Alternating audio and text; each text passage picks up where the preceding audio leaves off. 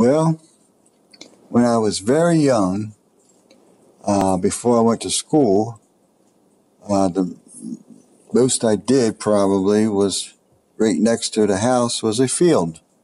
And in that field, I would play with my tractors in the dirt and trucks.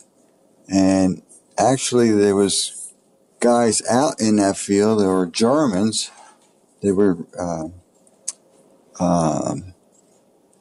captured in the war, I guess, and they worked for Seabrooks, which was a farming industry. And my dad was a supervisor over them, and he was out there with these guys watching them. And they also had, I believe, and I'm just telling you from what I heard, sometimes they had guards out there besides my dad. But anyway, we had roosters, we had chickens. My grandpa bought me a pony, and we kept it there. And he was a wild pony. He was tame when they bought him at Cowtown, and then they brought him home and put him out there in the barn. And I get him out the next day and hop on him, and he started bucking. And he would buck and buck and buck until he bucked you off. Well, my dad said, well, I'll try to ride him. So he hops on him, and he threw him off almost up against the wagon house. And he couldn't ride him. So my grandpa says, he came over, he says, well, I'll ride him, because he used to have horses. So he hops on him, and he threw him off too. So make a long story short, my grandpa took him over to his farm, and there was two guys. The names were the Lloyd brothers, and they used to ride at Cowtown Rodeo. Well, they said, we'll break him. So every Sunday they would come down, and they would hop on him. One guy had a rope on him, as I remember, and the other guy put a saddle on him, and he rode him, and he would buck around a circle. And pretty soon he would be okay. So they would take the rope off, and he'd ride him down the field, turn around and come back and ride him down, and he'd be just as good as gold. They thought they had him broke.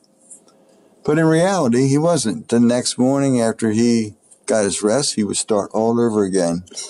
And the last I heard, well, they came every Sunday, and the last I heard, they never broke that horse. It was a pony. And they never could break him. He was just hard-headed or something, and he didn't like people on his back, I guess. But anyway,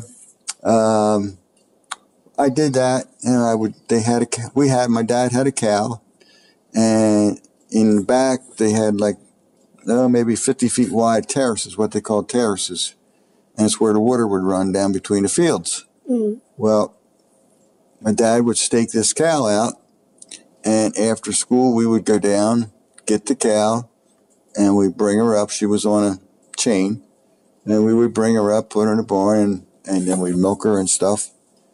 And we had our own milk.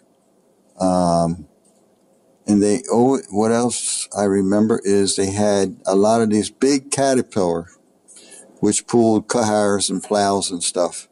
Well, I used to enjoy getting on them Caterpillars. Couldn't drive them. I was too little, but I could climb up on them. And I would sit there and make believe I was doing the whole field. That's about all. Well, I always had a dog. And we had some cats out in the barn. We'd feed the cats and feed the dogs. And when I was 10 years old, I got my hunting license, and I would go hunting with my dad. And we had a little dog called Blackie. Well, he was a dachshund, part dachshund and something else, I guess. But he was short-legged, and he could go under the briars and stuff in all the thick places. And he would kick the rabbits out and the pheasants and stuff like that. So when I got older, the gun I had, I still have it, matter of fact, we would go target shooting. Well, the gun I had would always beat my dad's gun because it was called a full choke. and it had a real close pattern of what they do. You shoot at the target, and then you count the pellets in it. And I could always win a turkey with it.